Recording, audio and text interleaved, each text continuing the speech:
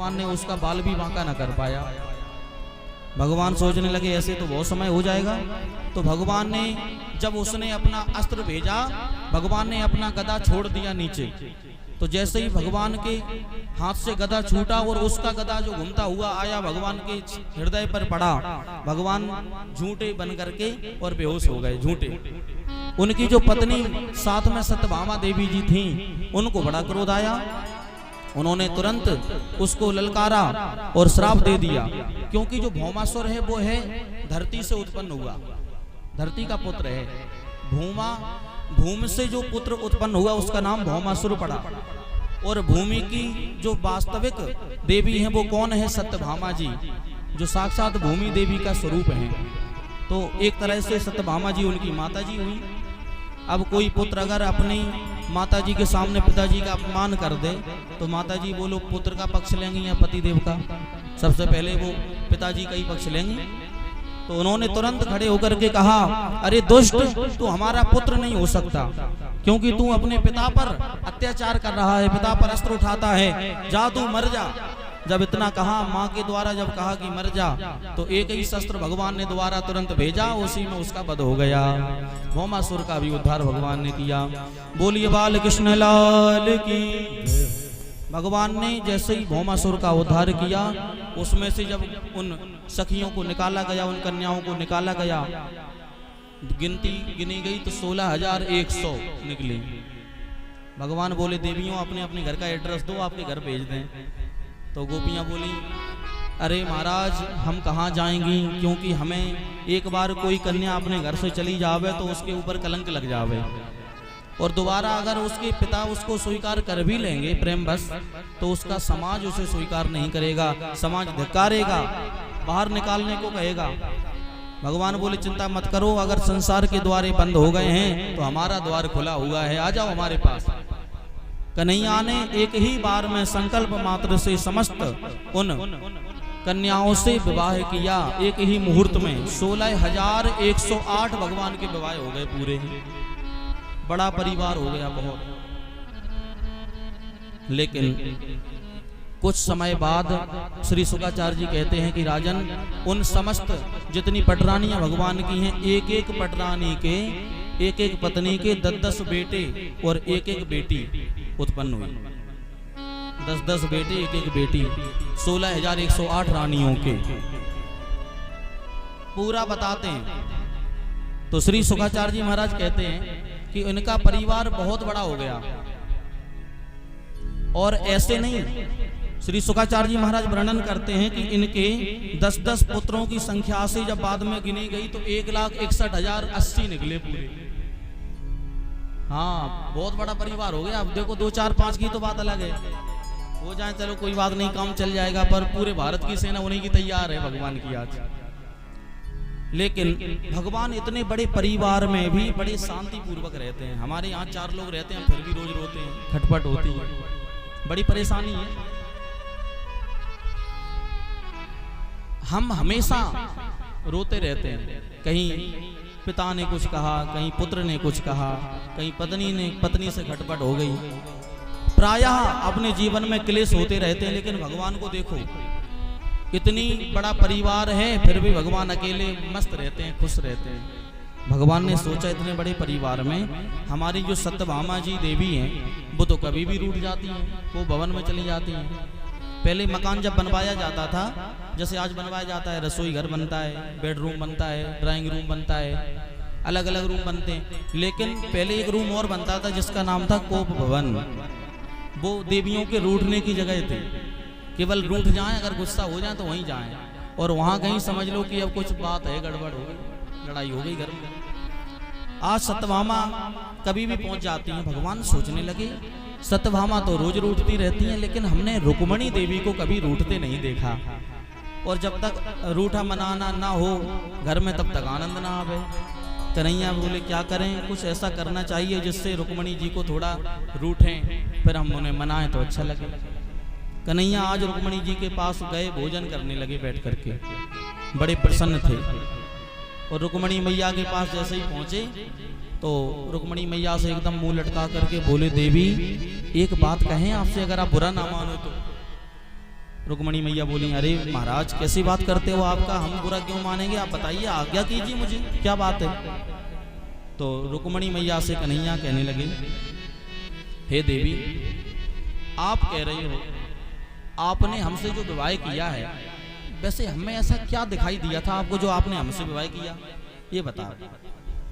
तो रुक्मणी जी अब थोड़ी आंखें फाड़ फाड़ के देखने लगी, हे भगवान इनको क्या हो गए हो, जो ये कह रहे हैं कि ऐसा हमें क्या देखा जो विवाह। और अब कह रहे हैं जब कई बच्चों के पिताजी बन गए तब कह रहे इस बात को पहले कहते तो कुछ सोचते।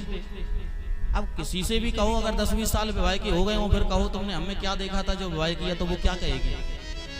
रुक्मणी जी चक्कर में पड़ गई, महाराज क्या हो गया आपको। कन्हैया बोले, हम सही कह रहे हैं देवी, एक बात बताओ आपने हमें देखा क्या, हमें क्या पसंद किया जो हमसे विवाह किया था, एक बात बताओ। अगर तुम कहो कि हम बड़े बलवान हैं। रुक्मणी मैया बोली, बिल्कुल हो बलवान। कन्हैया बोले, कहां से बलवान दीस हैं।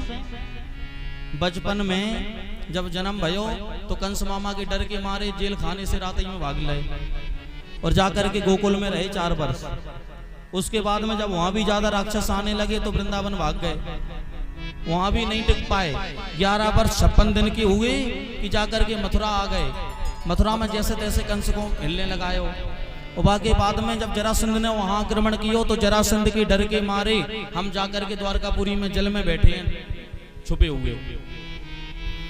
और ऐसे डरपोक, ऐसे कायर, हम जैसा पति तुम्हारा है, तुमने हमें ऐसा क्या बल देखा, हमें तो बिल्कुल बल नहीं है। अगर आप कहो देवी कि हम राजा हैं इसलिए आपने हमसे विवाह किया, तो देवी एक बात बताएं, हमारे यदुवंशियों को तो श्राप लगा है, हमारे वंश में कोई राजा बन ही नहीं सकता। तो हम तो राजा हैं नहीं, हम द्वारकापुरी में बैठे तो जरूर हैं, लेकिन जो वास्तविक राजा हैं वो महाराज उग्रसेन हैं राजा, हम नहीं हैं, हम तो उनके प्रतिनिधि हैं, तो हम तो उनके नौकर हैं, मतलब तुम भी नौकरानी भाई। तो एक बात बताएं वैसे देवी, अगर वो शिशुपाल से तुम विवाह कर लेती उस समय तो बड़ा आनंद रहता, राजा बनना है आज वो, और तुम भी रानी बनी रहती। और कहाँ यहाँ पर नौकरानी बन गई आकर के, कितना सुंदर था, हम देखो काले कलूटे वो बढ़िया सा। अब रुक्मणी जी की और बुद्धि खराब होने लगी, कन्हैया को आज हो क्या गया, इन्हें हो क्या गया है जो ऐसी बातें कर रहे हैं। नहीं नहीं देवी सच बताओ, आखिर तुमने क्या देखा हमें। अगर तुम कहो कि हमारा कुल खानदान अच्छा है, घर बार अच्छा है, तो हमारी उस घर का भी कोई पता नहीं है। कोई नंद वसुदेव का बेटा बताता है, और तो कोई कहता है यशोदा मैया के हो, कोई कहता है देवकी के हो, हमारे घर का ही पता नहीं है। कोई कहता है तुम खंबे से पैदा भये हो, कोई कहता है तुम जल से पैदा भये हो, अलग अलग नाम है, हमारे बाप का पता नहीं, मैया का पता नहीं, ऐसे हमारा कुल खानदान है। बताओ तो ऐसे कुल खानदान में हमारा जन्म हुआ है तो हमारा कुल खानदान कहाँ से अच्छा होगा।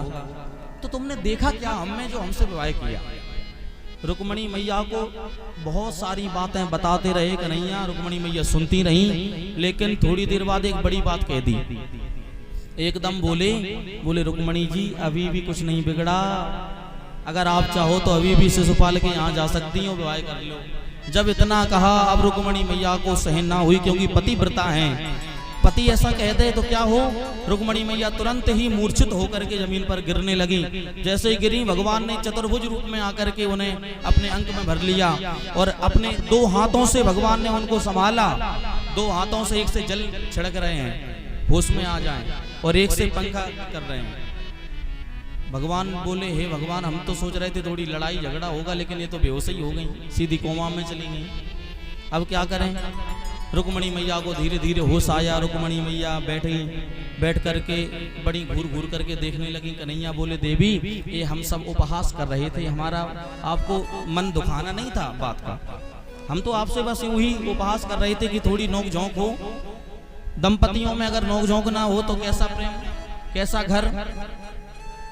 जब इस प्रकार कन्हैया ने कहा तो अब रुक्मणी जी संभली और संभल करके तुरंत उनकी बात का उल्टा जवाब देने लगी। कहने लगी, सुनो प्रभु, अगर आप ये बातें करते हो, आपने जो भी कहा है, जितनी भी बातें कही 1 नंबर की सही है, पूरी सही है। कन्हैया बोले, ले बात कर लो अब इनसे, हमने तो झूठ कहा है और आप सही मान गई। हाँ बोली महाराज बिल्कुल सही बात है, अच्छा तो कैसे हैं बताओ जरा।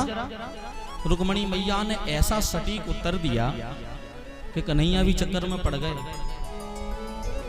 रुक्मणी मैया कहती हैं आप कह रहे थे महाराज कि हमारा कोई अता पता नहीं है किसके पुत्र हैं, कौन सा हमारा खानदान है, कौन से घर से आए हैं। तो आपका एक बात बताएं, आपका तो कहीं जन्म ही नहीं होता। आपका कोई जन्म हो तब तो आपके कोई पिता हो, कोई माता हो। आप तो अजन्मा हो, आपका कभी जन्म नहीं होता। आप तो प्रकट होते हो, भय प्रकट कृपाला। और आप कहें कि हमारे कोई माता पिता नहीं है, तो एक बात बताएं प्रभु, आप ही सब जगत के माता पिता हो, आपका कौन माता पिता बन सकता है। आपने जो कहा बिल्कुल सही कहा। आपने कहा कि हम राजा नहीं हैं, राजा नहीं हम नौकर हैं। तो प्रभु एक बात बताएं, आप तो राजाओं के भी राजा हो। इन समस्त राज्य भूमंडलों पर जितने राजा हैं वो आप ही के बदौलत तो बैठे हैं, आज राज कर रहे हैं। तो हमें आपसे वो भी शिकायत नहीं है। अगर आप कहते हो कि हम भगोड़ा हैं, जल में छुपे बैठे हो और समुद्र में बीच में बैठे हो डर के मारे, तो प्रभु इसका आप डर की बात ना कहें, क्योंकि आपका तो निवास ही क्षीर सागर में है, जल में ही है। आप तो बैठे ही वहां रहते हो, शेष नाग की सैया पर पड़े हो आराम से। शांताकारम भुजग सैनम पद्मनाभम सुरेशम विश्वाधारम गगन सदृशम मेघ वर्णम शुभांगम लक्ष्मीकांतम कमल नयनम योग हृदयान गम्यम वंदे विष्णु भव भय हरम सर्वलोकैकनाथम। आप तो परम शांतकार हो। आप तो सर्प की सैया पर भी लेटे रहते हो, फिर भी शांताकारम। देखो आप कन्हैया हजार वन वाले सर्प के नीचे लेटे हैं और फिर भी बिल्कुल शांत हैं, आराम से सो रहे हैं। और हम लोगों को कहीं सपने में भी सांप दिख जाए तो वो लोग नींद आती है, फिर रात भर घूमते हैं। अभी यहीं था, अभी यहीं देखा मैंने, अभी आँख खुली हमारी तो यहीं पड़ा था और पता नहीं जाने कहाँ गया। तो रात भर यही लगेगा, पता नहीं कहाँ से आया और कहाँ जाएगा, क्या होगा। भगवान वो सांप भग जाए घर से, डर लगा रहता है। पर भगवान शांताकारम है। कैसे? भुजग सैनम, फिर भी शांताकारम। भुजंग के ऊपर शयन करने वाले प्रभु फिर भी शांत चित्त लेटे हैं। रुक्मणी मैया कहने लगी प्रभु और आप कहते हो कि हम सांवले हैं, हम सुंदर नहीं हैं। तो प्रभु एक बात बताएं, आपकी वही सांवली सूरत पे तो पूरी दुनिया मोहित है, तो हम कौन सी खेत की मूली है। अरे हम तो आपके लिए ही सर्वस्व निछावर कीजिए। आपके लिए तो बड़े बड़े मनस्वी तपस्वी समस्त ब्रजांगनाएं मरी जाती हैं कि हमें भगवान का एक बार दर्शन हो जाए। तो आप जैसा कोई सुंदर कहाँ हो सकता है। इसलिए प्रभु केवल हमें तो आप ही पसंद थे और आप ही के हम हमेशा रहेंगे। रुक्मणी मैया ने ऐसा जवाब दिया वेदांत से कि चक्कर खाए गए। भगवान भी बोले हे देवी, हम नहीं जानते थे कि तुम इतनी ज्ञानी भी हो साथ में। रुक्मणी मैया से बहुत विनोद करते हैं भगवान, लेकिन कभी भी गुस्सा नहीं होती रुक्मणी मैया, यही शांत है स्वभाव।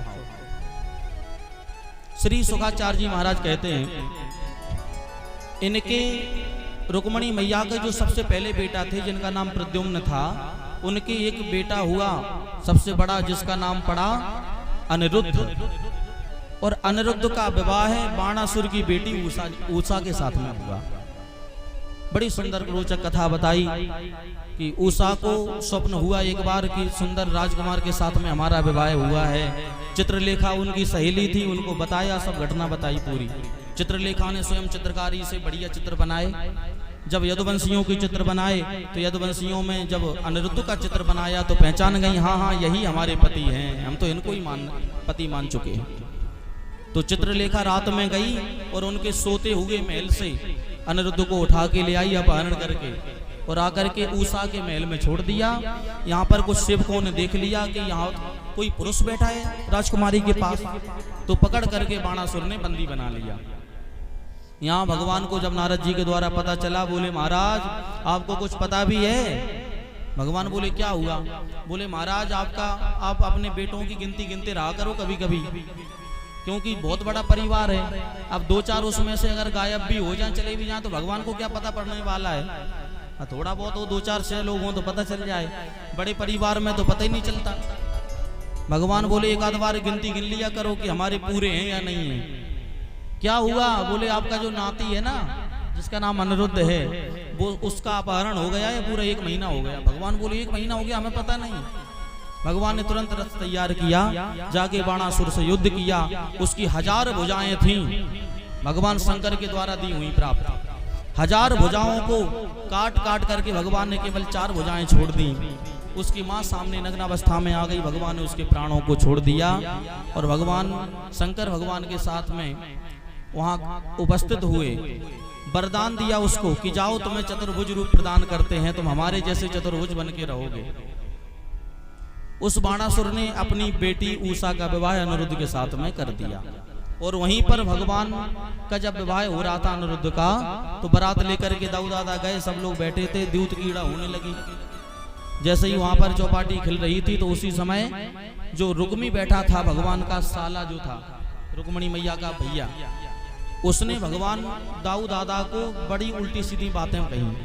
भगवान दाऊ दादा बार बार जीतते हैं, जीत जाते हैं, खेल में जीतते हैं, लेकिन बाद में तुरंत वो बेईमानी करके खड़ा हो जाता है और कहने लगता है नहीं नहीं दाऊ दादा हार गए हैं। दाऊ को बड़ा क्रोध आ गया। दाऊ दादा ने उठाई अपनी हलमूसल और जैसे ही खड़े भय सामने, तो एक धर दिया रुक्मी के ऊपर। तो रुक्मी की गोविंदाय नमो नमः, तुरंत ही काम तमाम हो गया।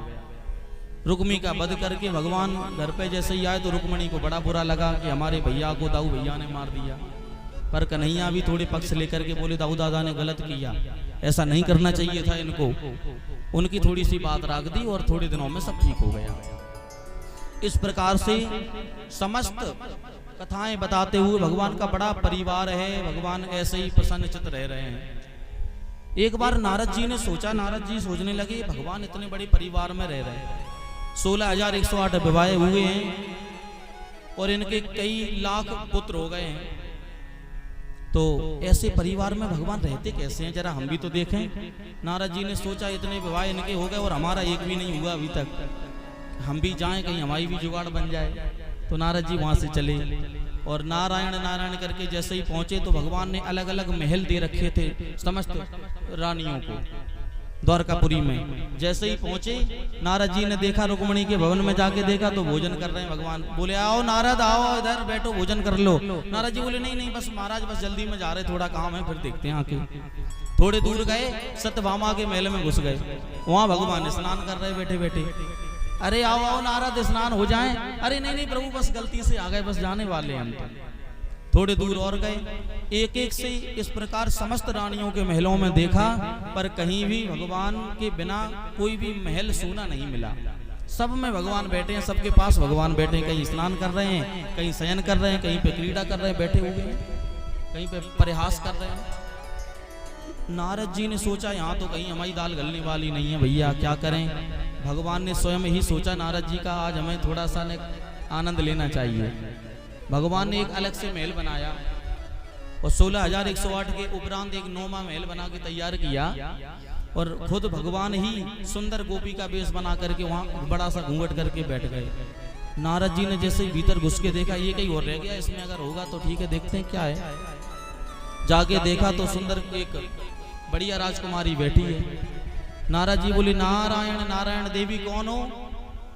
बोले हैं तो हम कृष्ण की ही पत्नी, लेकिन क्या करें वो सबसे प्रेम करते हैं पर हमसे प्रेम ही नहीं करते। नारद जी सोचने लगे यहाँ दाल गल जाएगी, क्या करें, बात चलाएं आगे। नारद जी तुरंत बोले क्यों देवी एक बात बताओ, वैसे अच्छी बात नहीं है ये कन्हैया की जो तुम्हें छोड़ गए, तुम जैसी इतनी सुंदर स्त्री, एक काम करो विवाह करोगी किसी से? बोले हाँ कर लेंगे अगर हमारे हिसाब का होगा तो। अच्छा बताओ कैसे? नारद जी से तुरंत कहने लगे, भगवान बने हुए सुंदर बने हुए बैठे हैं, कहने लगे सुनो हम उसी से विवाह करेंगे जो हमारी बात मानेगा। अच्छा तो देवी फिर हम कैसे रहेंगे, हम तो तैयार है मानवे को, सब बात मान जाएंगे तुम्हारी। बोले ठीक है, लेकिन ये बड़ी बड़ी दाढ़ी जटा ये थोड़ी हमें चाहिए, हमें तो बढ़िया क्लीन शेव चाहिए एकदम कंप्लीट, जैसे भगवान वहां के बिहारी रहते हैं। अच्छा तो अभी आए, तुरंत गए उरई में बढ़िया एक सैलून देखा, उसमें घुस गए और बोले भैया बढ़िया दूल्हा बना दो, तैयार करके खड़े करो। थोड़ी देर में ही नारद जी ने क्लीन शेव एकदम बढ़िया आ गए, उधर से शेरवानी पहन के बोले देवी जी चलो तैयार हैं हम तो। बोले हाँ हम तो तैयार हैं, हम भी विवाह कर लेंगे आपसे, लेकिन एक बात बताएं, हमारे कन्हैया जो हैं वो हमें अपने कंधे पर बिठाल करके कहीं कहीं घुमाते हैं, और कहीं कुछ कराते थे, लेकिन कुछ दिनों से वो हमें पता नहीं क्यों पसंद नहीं करते। तो नारद जी